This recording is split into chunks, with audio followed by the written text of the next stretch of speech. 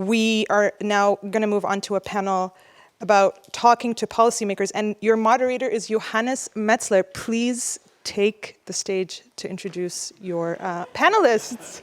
Thank you. Thank you so much. Oh, thank you so much. Hello again. We just finished my workshop, the other workshop, so great to have you, everyone here. Please, my panelists, please come up here and join me. Don't let me alone here.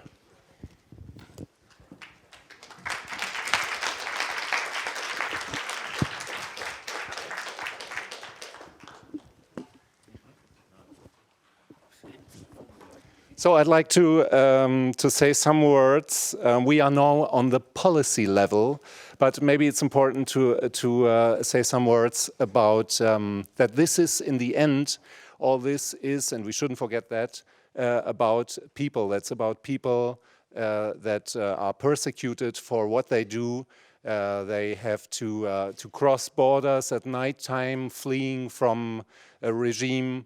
It's people that are, in a certain way, persecuted for what we need them to do, which is provide independent information. So when we talk now about the policy level, it is about finding the funding for this kind of support that is so much needed and so necessary.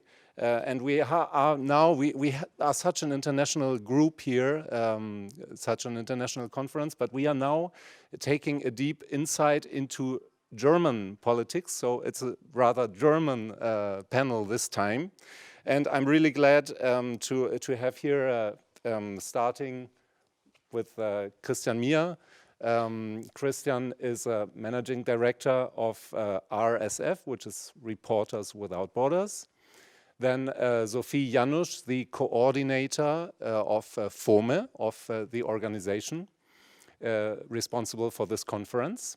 And also Sofie works for CAMECO, which is a NGO, not so big NGO, I think we can say that, about 10 people, more or less. Matthias Kiesler is the new head of the new division for media politics in the German Foreign Office. And we are really glad to have him here because we are talking to policymakers, and we tried to invite more policymakers, but Matthias Kiesler agreed to join us. And at the other side of the panel is Carsten von Nahmen, the managing director of DW Akademie.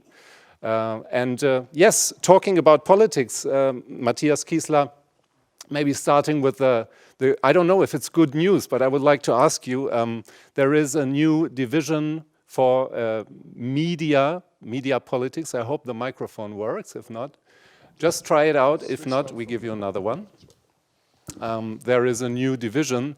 So what can we expect from that new division? Is media politics, is media development, media safety becoming a priority for the German Foreign Office?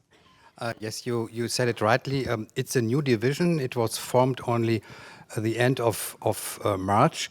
It does not mean that we didn't do anything before. We started the Hannah Arendt initiative last year. We had our partners Deutsche Welle and Deutsche Welle Akademie, but it was in different departments. What is new now, and this was my goal from the very beginning, we want to put more emphasis on international media politics in general, to be more present in international fora, to use our influence as Germany by coordination with other players, and this is a new element. We put different tracks together, and now it is more visible within the Foreign Office. That's true. We have a program started, as you mentioned already in the other panel, the Hannah Arendt initiative. So I think we are more visible, and after 5 months, I can say we are on the right track to do more in this field.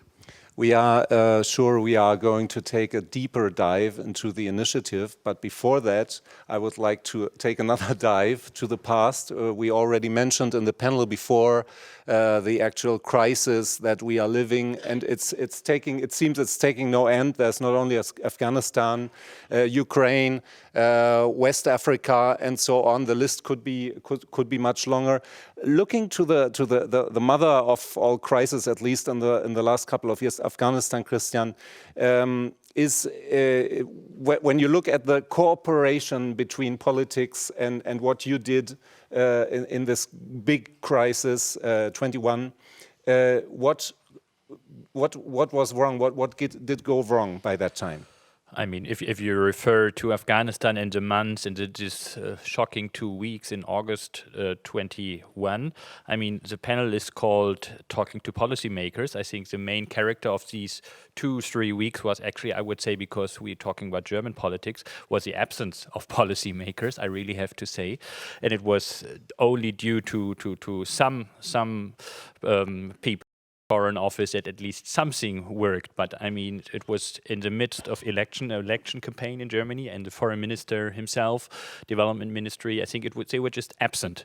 They were just absent, and I think I was both as a professional in this field, but as well as a citizen. This was for me really a shocking experience. I really have to say that in fact politics 4 weeks before elections just was absent and disappeared.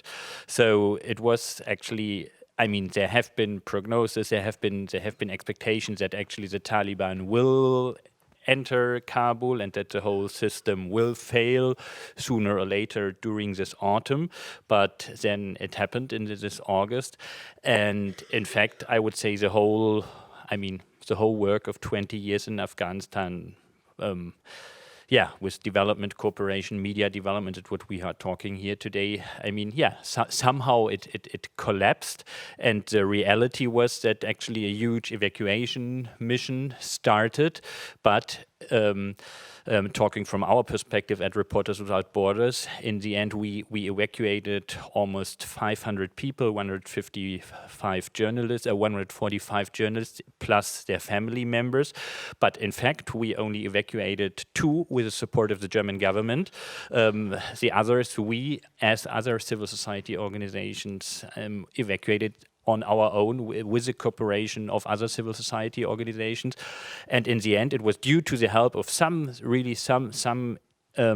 experienced people in the Foreign Office, I have to say, who said, okay, I take decisions on something where I don't have the right to take decisions, that it worked, but it was not due to policy. And this was really shocking. And I have to say, this is going on now with the federal admission program in Afghanistan, but maybe we will dig into this a bit later on.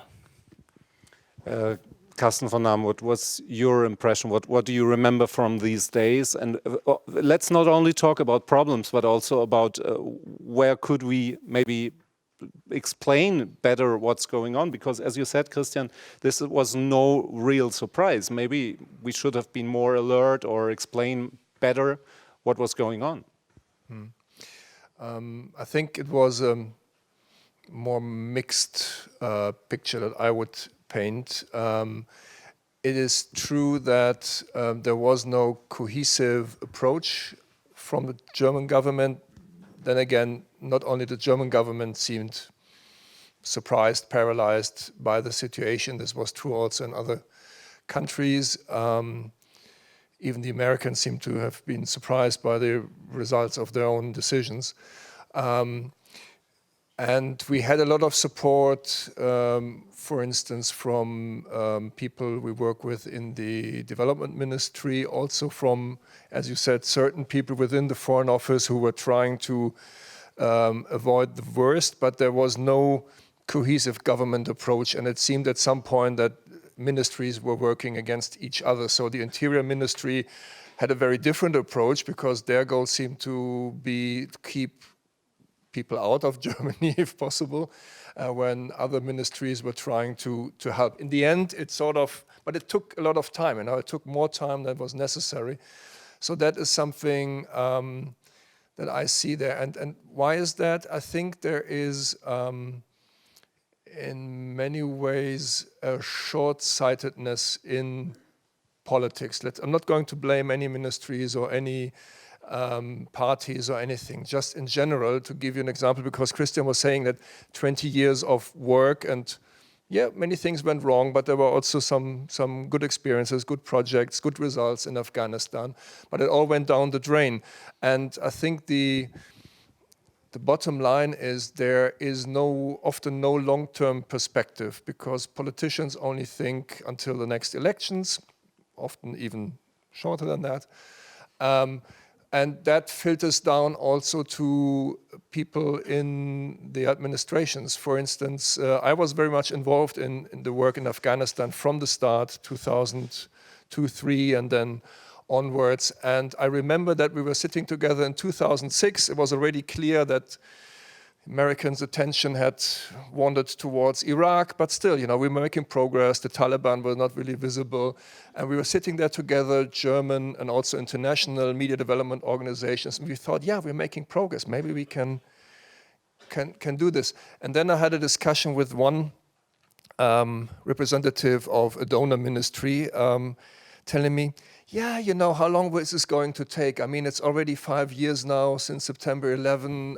Isn't it time? There's so many media organizations, Afghanistan.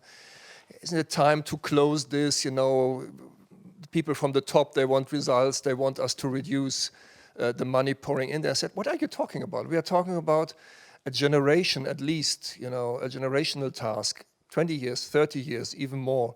And that is something that I'm missing, this kind of long-term strategic perspective in many ways. Talking about long-term, short-term, Sofie, fome is much more than just big organization. It's more than 30 organizations, many of them smaller, specialized. Is that your experience? I know that CAMECO, your organization, for instance, you work with small community radios in the Amazon. Is it possible in these times, with all these communication problems, to explain that it's necessary to stay with a small radio station in the Amazon while the world is ending, Afghanistan, Ukraine, and so on? Yeah, obviously we were successful, at least in one of the ministries, because the projects we are doing with community radios, not only in the Amazon, but also in Asia and in Kenya, they are all financed by the Ministry for Economic Cooperation. So there is, let's say, a seed funding available, and the ministry is open to that. But if we talk about long term, I would also like to make a comment about the Forum Media and Development, fome. You said you are talking about it as an organization. We are not an organization. We are a network of, at present, 32 organizations, very different one. Even the Deutsche Welle Akademie, the big actor in the field, the strategic partner of the German government, is a member. Christian, with Reporters Without Borders, we have political foundations as members who also do some media-related work in the South. And then we have 2 academic institutions and a lot of smaller NGOs working in the field. So for us, when we started 19 years ago, and I think that's really amazing, and even I'm one of the founding members, that we exist for such a long time, because all the work is done on a voluntary basis. This is easier for the big organizations because they may set personnel free for these jobs. It's much more difficult for the smaller NGOs because it all adds up to the many working hours per week. But obviously, they are all a member, they are all still active. A lot of them you have met on this conference, on this symposium. So it is obviously rewarding to be a member. I think that's important. Now, what from the beginning, one of the objectives we had was to talk to politics, because when we started, there was practically no media development assistance in Germany. So from there, I would say we have done a good job, received good resonance, especially in the Ministry for Economic Cooperation, which is called BMZ in Germany. But for the last couple of years, I think we are merely struggling to keep it on that level. And what I mean, I've been in the sector now for more than 30 years, and I see it, everything is coming back. It's the same question we had 20, 30 years ago. It's a similar kind of discussions, maybe like in a in a spiral. We are on a higher level in the meantime. There is more cooperation. We are more aware of the difficulties coming up. But the topics we discussed today, we would have discussed 20 or 30 years ago as well. And I think I would stress also what Carsten van Nahmen said. One problem is the short-term terms of politicians in contrast to the long-term development support that might be necessary. But we also see, because most of the time we are not really talking to the political responsibles, but to the administration. So, and there it might be even more tricky if they change every 2 years. So by the time you're saying they now understand the media field, then you get a new one. In the BMZ, we were lucky enough. That's a bit different. A second problem for the NGOs is that we have a different treatment. So the strategic partner of the German government gets the financing for the projects if they are accepted, but the NGOs only get 90%. Now this is, it's a very German saying and difficult to explain why they always expect an own contribution from civil society organizations. But in the media field, most of the organizations are just like, let's say, experts joining for a special reason and having a not-for-profit status, with the only exception would be Reporters Without Borders. They are a big membership-based organization. So I think it's also important to see, okay, we have what we did, we found that the access to the political side is easier as a network, because that really gives a much bigger impression than the interest of one single organization. So if we all join together and say, this is FOME, and we all want to talk to you about certain things, then we have also tried to find deputies that would invite us to so-called parliamentarian breakfasts. And this is where we present the work, which was done with the money from the ministry, just to showcase. Because, I mean, the political representatives, they live in Germany primarily. And in Germany, I think we are really, living in a very let's say, fortunate situation if we look to our media, which is not the case in other parts. So we have to explain that and why it is important. But of course, they also are elected only for 4 years. But, sometimes also after the 4 years, they get a new round. So we have an interesting insight. On the one hand, the emergencies, the new situation. On the other hand, we have media development ongoing with maybe the same bigger and smaller problems that you had before. But coming back to the emergencies, Matthias Kiesler, the short-term, long-term topic.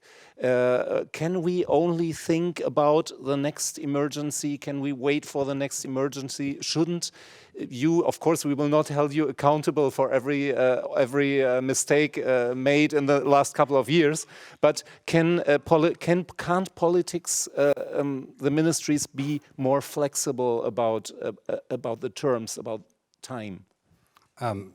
I will answer this question. I hope I can do it to your satisfaction. But first of all, I want to comment what was said about Afghanistan in August 2021. This was a very unique situation. Nobody expected it. Maybe there was some mistake that maybe we could have expected, but the situation on the 15th of August was very specific. And for our people in the Foreign Office, it was not just a crisis where we usually take care of the German nationals. We have a crisis team, and then we try to evacuate the Germans. There are thousands of people wanted to leave the country, and many of them, they were connected with Germany. They worked for German institutions, for German embassy, and so on and so on. It was a huge task. I was also involved in it because in my former post, I was in charge of German as a foreign language.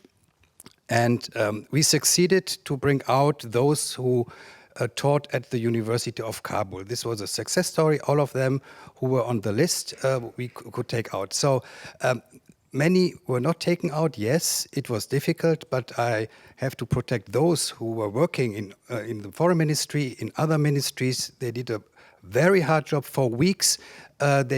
People in our department, the Department of Culture and Society, we were dealing only with Afghanistan. So it was difficult, but I think, yes, it was suboptimal, as we say sometimes.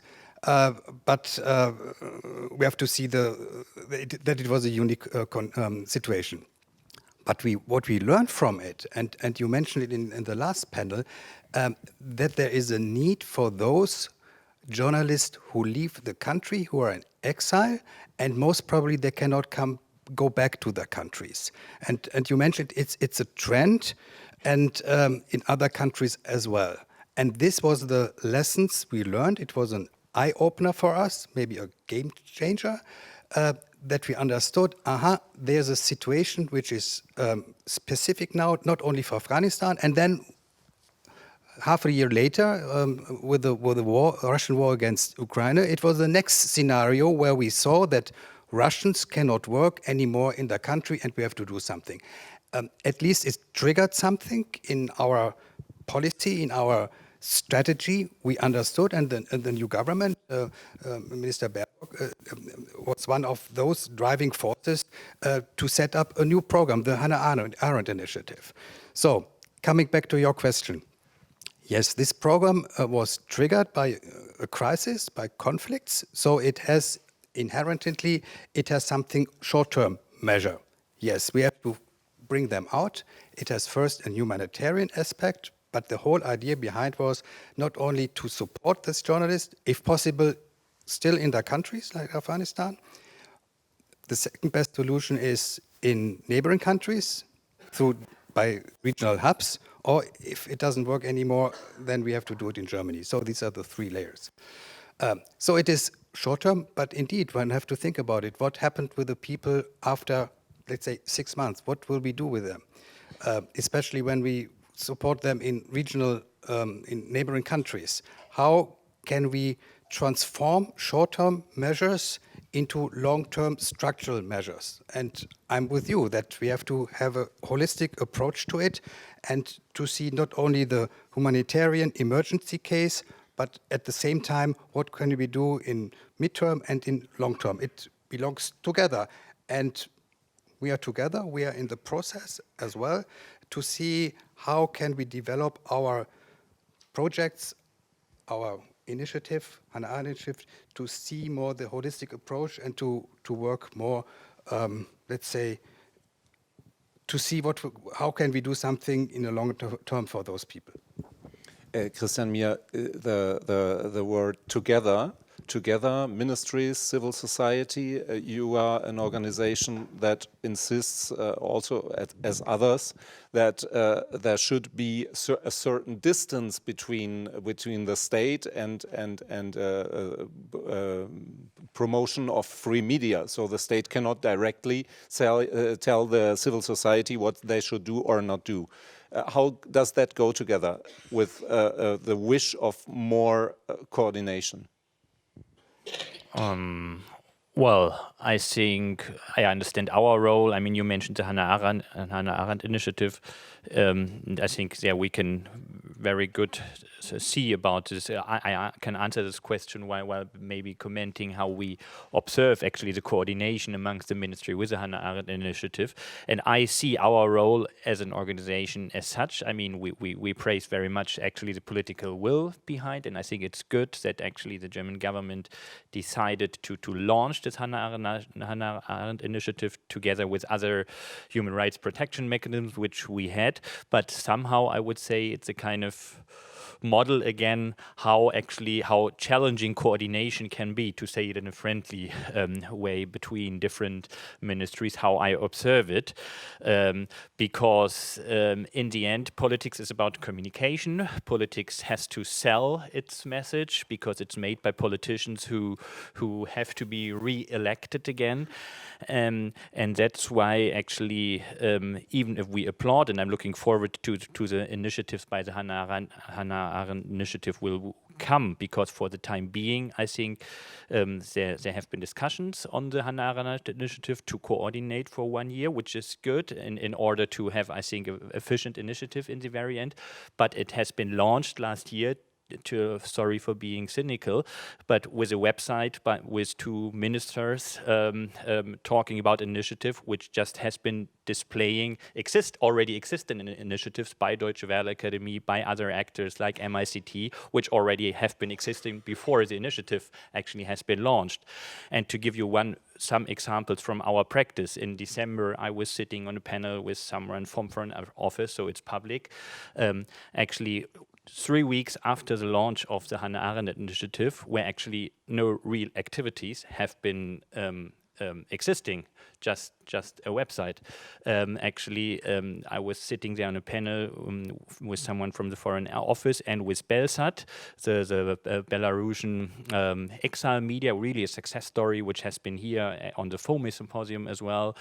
And they have been looking for funds. They are looking for funds. And 3 weeks after the launch of the website, they have been recommended, turn to the Hannah Arendt initiative for getting funds. But for the time being, it's a coordination of organizations. And I'm looking forward from what I'm hearing. I think we can learn more what actually the coordination, what will be the actual programs. And I think I'm quite confident that in the end there will be an efficient program. But I think what I would criticize is actually there has been first a communication and then a coordination of activities. And I think that's the logics of politics, which you can very good see with the Hannah Arendt initiative. And this, I understand it, but it can be a game changer, the Hannah Arendt initiative, where I'm pretty optimistic, because we learned about exile media, about the importance of exile media, about the importance that media development somehow has to go on with the work of media in exile. But this very much leads to the need for a humanitarian visa. And as an organization, as a non-governmental organization, as RSF, we struggle since ages with the need for flexible humanitarian visa mechanisms, and we always find individual solutions. Last year with Russian visa, which was a success story somehow, because in the end, due to public pressure and due to media reports, we managed to set up a certain procedure with German authorities that we have a procedure to obtain humanitarian visa. But I hope that with the Hannah Arendt initiative, actually, we don't have to pressurize again and again authorities for individual humanitarian assistance procedures, that we have a mechanism where actually on the highest political level, there is a sensitivity that we need flexible humanitarian visa procedures. And that is my big hope and my expectations, where I'm optimistic, because I'm an optimistic person, that the Hannah Arendt initiative can really be a game changer. Does it work? I have to say something now. Yes, it was launched in 2022. Then a website was set up, yes. But the success of a project and initiative is, you cannot read it how good the website is. In fact, we have two lines, program lines, one in charge for inside Germany, and the Commissioner for Culture and Media is responsible for it. They set up a program together with JX Fund, and you know it very well. A lot of people are supported through BKM, through the Hannah Arendt initiative. So it is more than to have a website.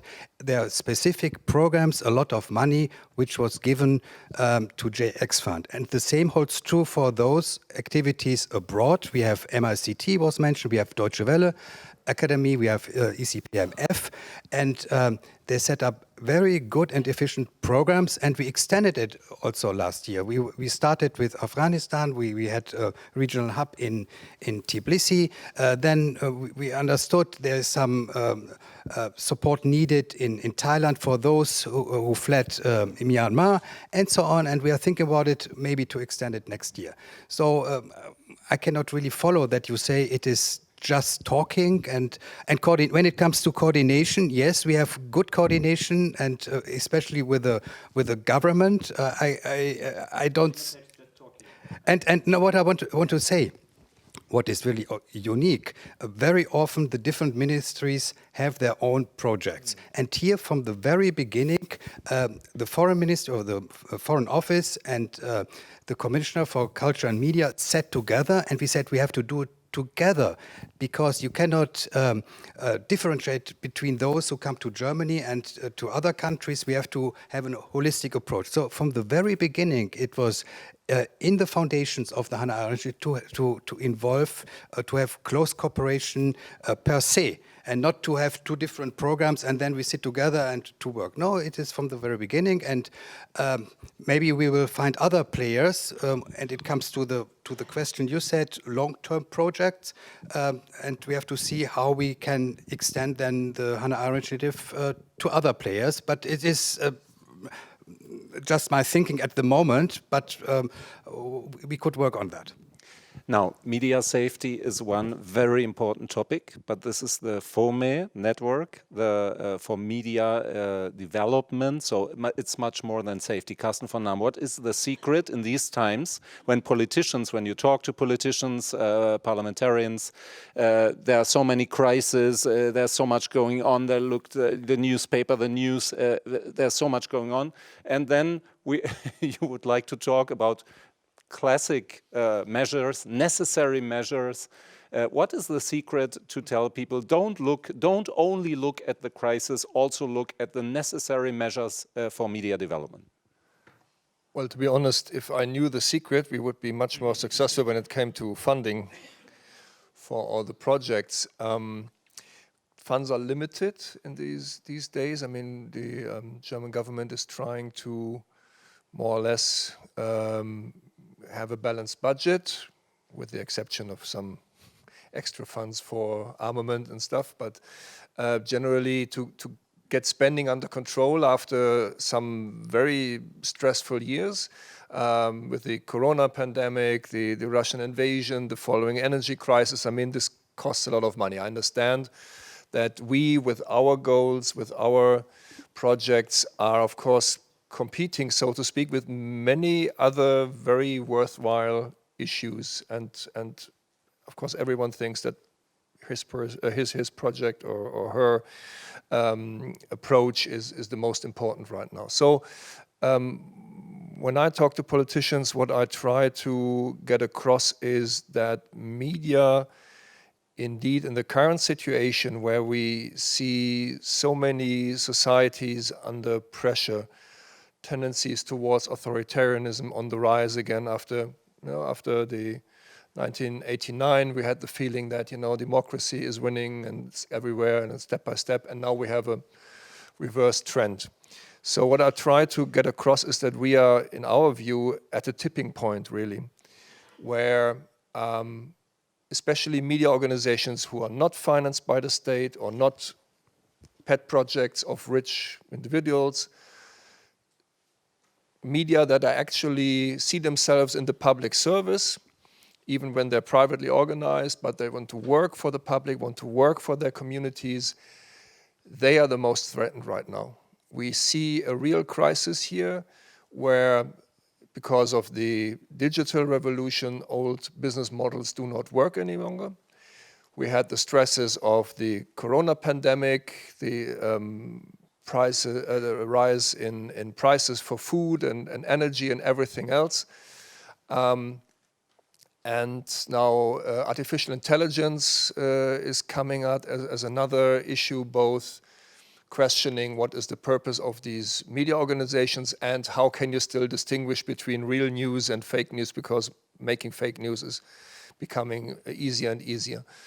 That coupled with pressure from authoritarian regimes, but actually also from semi-democratic governments in many countries, where media is often seen still as inconvenient, as the enemy.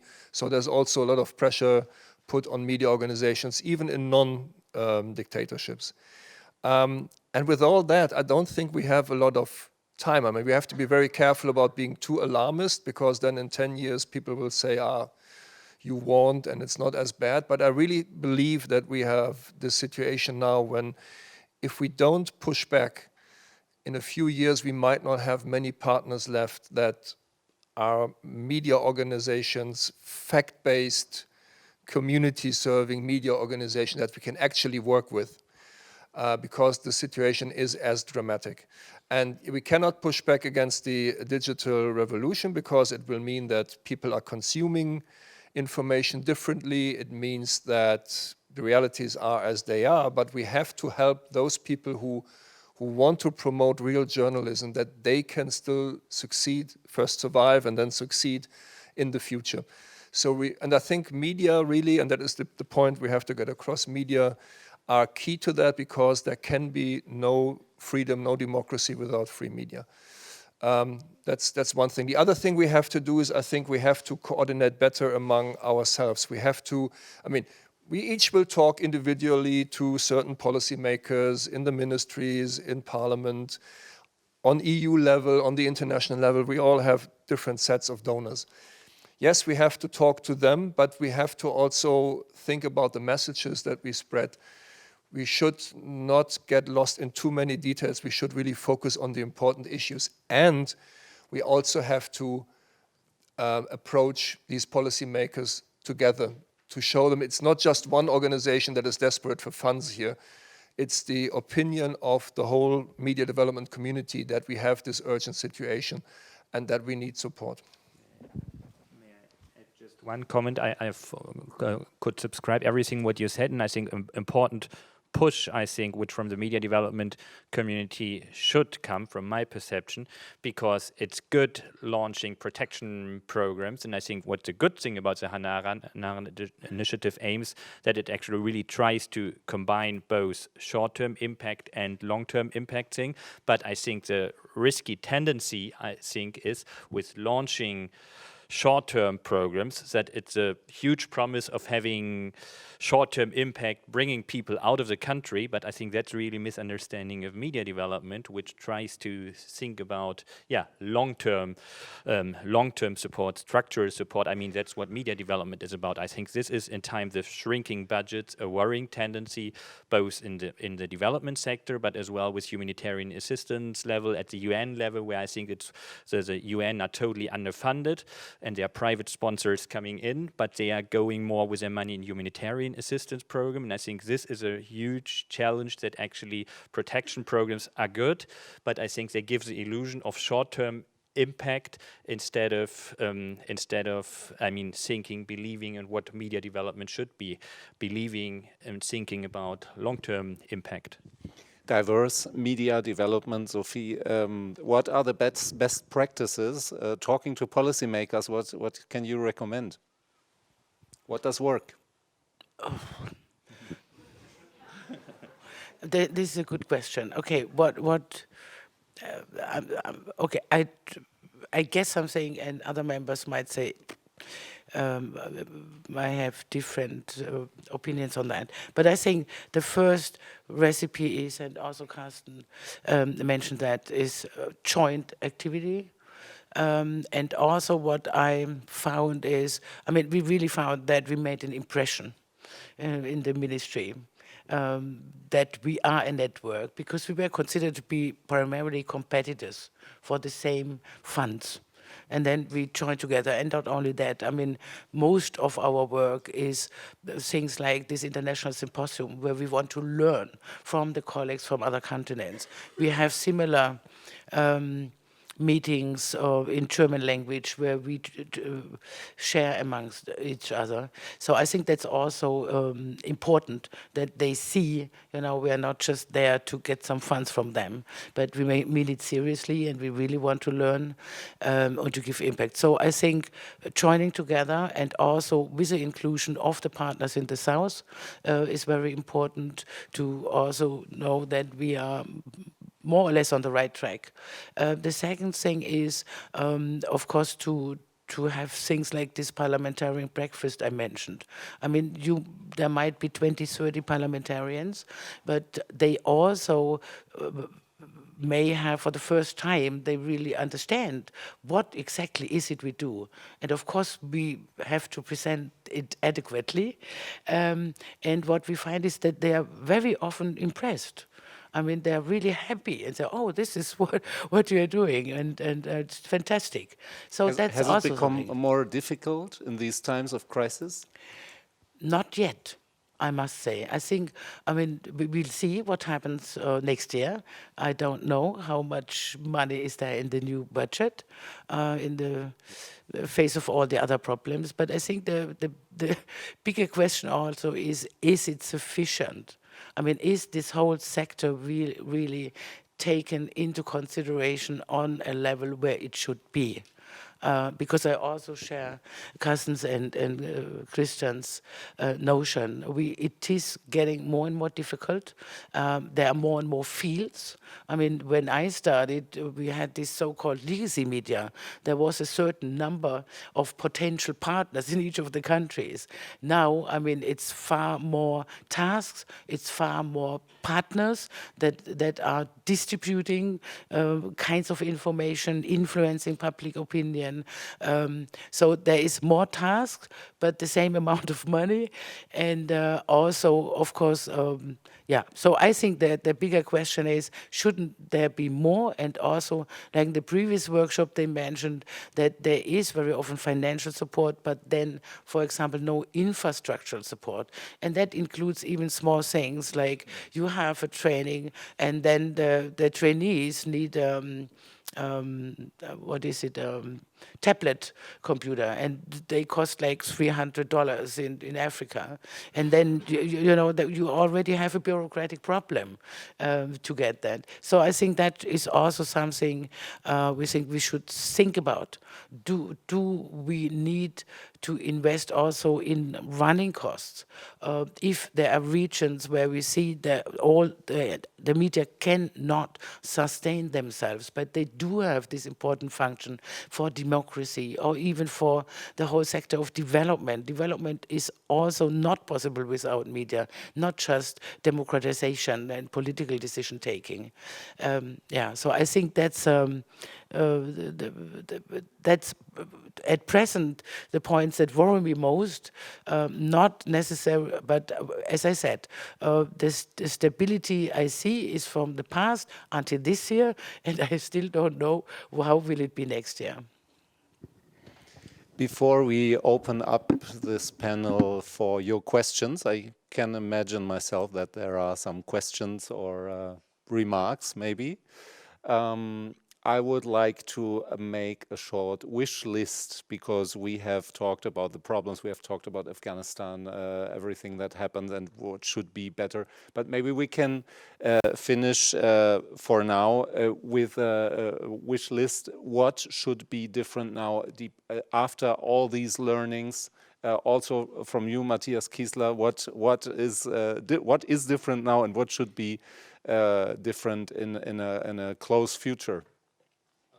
My wish list is, when it comes to the work of the Foreign Office, that we encourage more our embassy to get involved in these issues.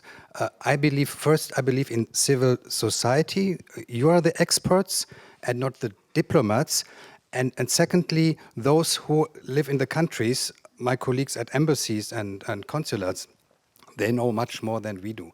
So my goal is in the next couple of months to encourage our colleagues there to work more closely with the civil society and with others of like-minded countries. I give just the word Media Freedom Coalition, and to use this tool to decentralize our efforts. So this is one point of my agenda for the next couple of weeks. Thank you. Or months. Carsten, what do you add to the list?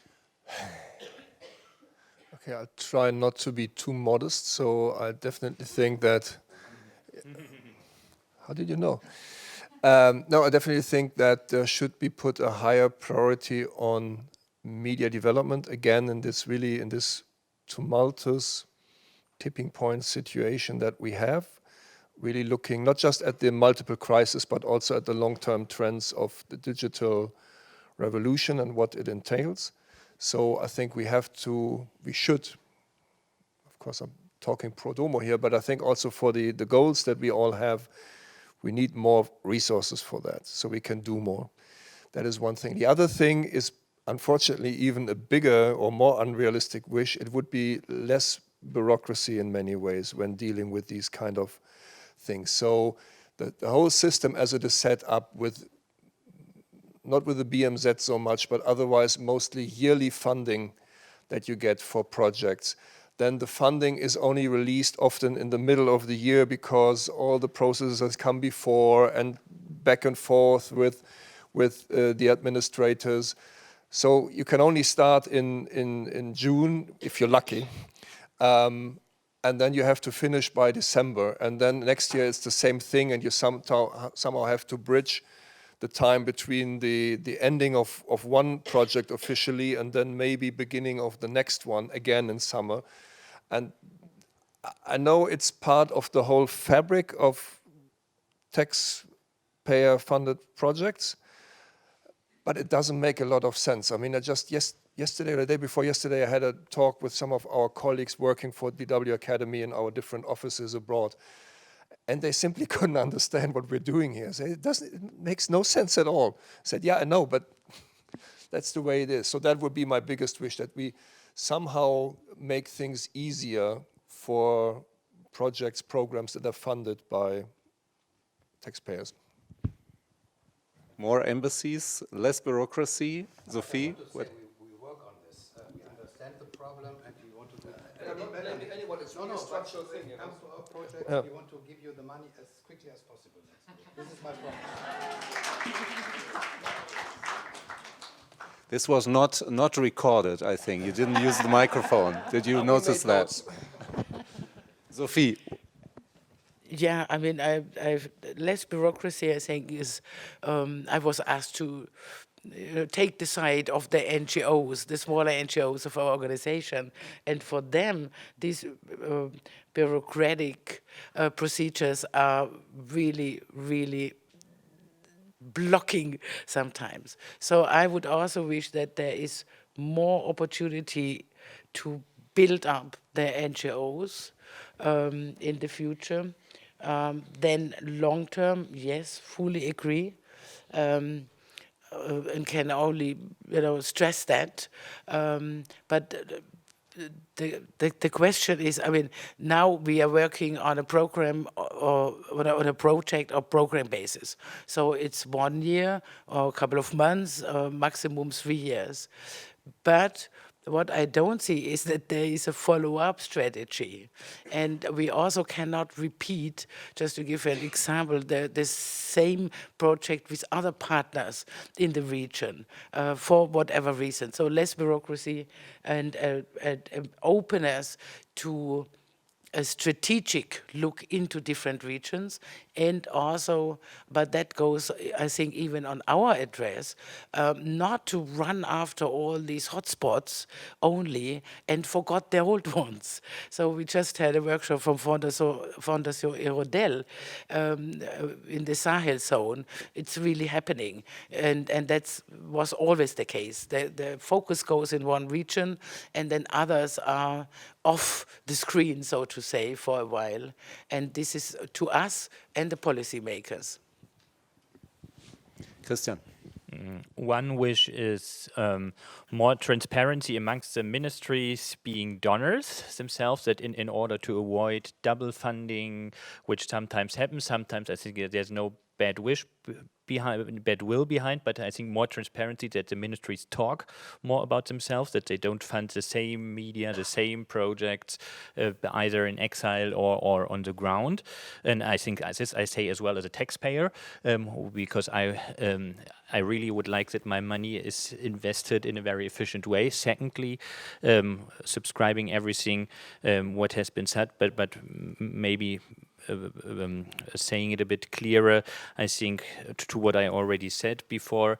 My wish is actually that the most recent development with this huge crisis in Afghanistan, in Ukraine, that we really don't forget, the long-term media development thing, that we don't only do short-term impact protection support, which is needed. We as an organization, as RSF, we do organize protection, but I think that's not everything what media development development is about. And the third thing, my wish is really that that we will have functioning humanitarian visa mechanisms which are flexible as needed and which not have to be reinvented with every new crisis again, how to deal with it, that there's an institutional learning what works and what not.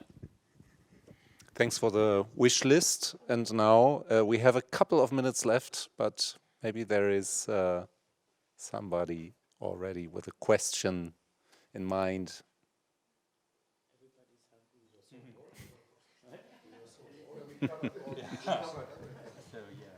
Well, if there is not, there is. That's the magic. It's the magic word when you say there is no question, then the questions come up. Please. Well, actually, I had hoped my colleague Natalia would speak up, but she doesn't feel too well today, so I will maybe on her behalf tell something from the workshop we just had. It was about the new funding for exile media that has grown in Germany so much. You already mentioned the Hannah Arendt initiative and the JX fund, and the general outcome of the workshop was that the examples of Belarus and Georgia clearly show that it would be much better not to include all exile media from Russia, from Ukraine, from Afghanistan, from Belarus, whoever is eligible, into one program, and not to force them to cooperate because they really don't want to cooperate. They really feel that the time has not yet come to cooperate again. And so actually it would be good if these initiatives and these programs really gave an opportunity for Belarusian media to apply for grants, and to Russia in another program threat maybe. So actually not to mix them up and not to force them to cooperate. This is a big wish on the list. It was a really, really interesting panel, and I appreciate your presence here, Mr. Kiesler. It's just a little bit a shame that it's called Talking to Policymakers and there's only you, but that's why I'm saying I'm really appreciative of this.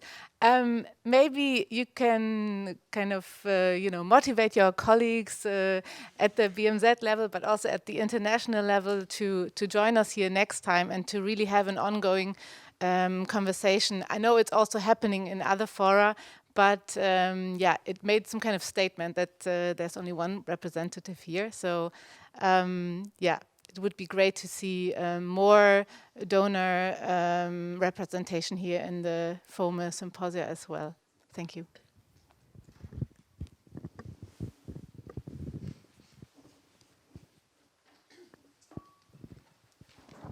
Yes, thank you very much. This is Miriam Köhler, also with UW Academy.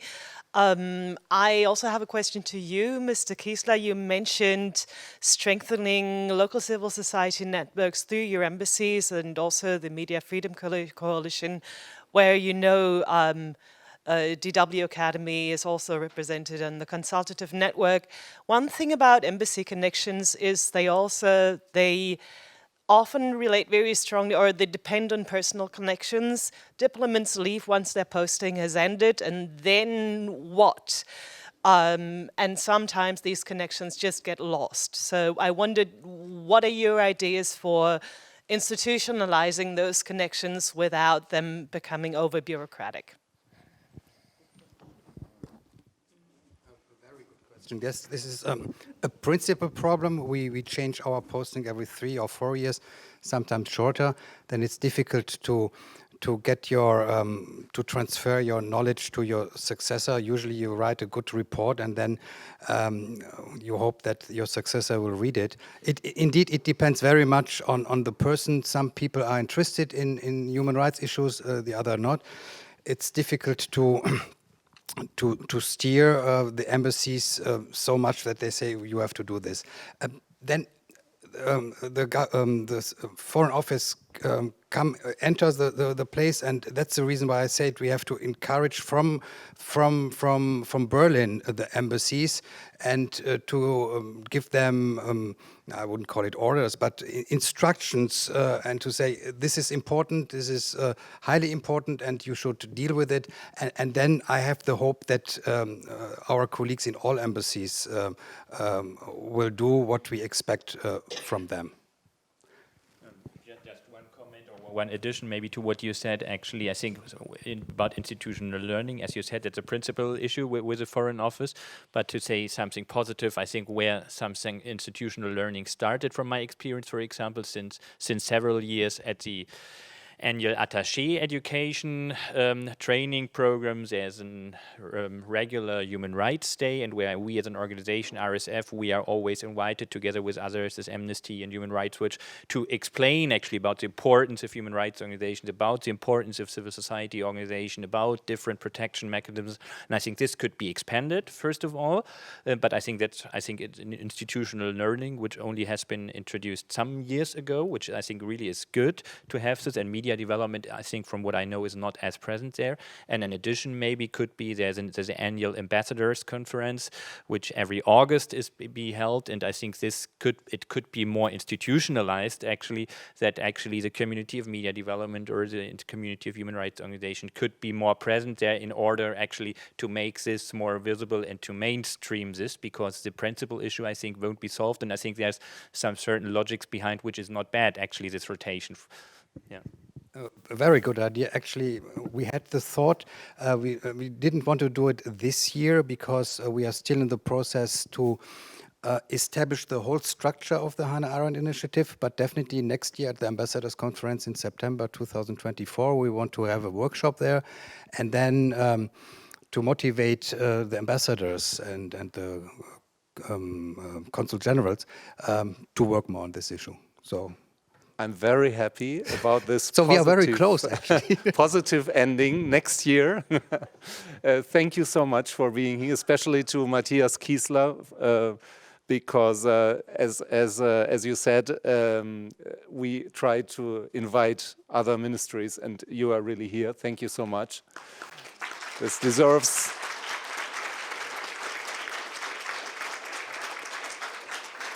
special applause to you, and also to the other panelists. Thank you for being here. And now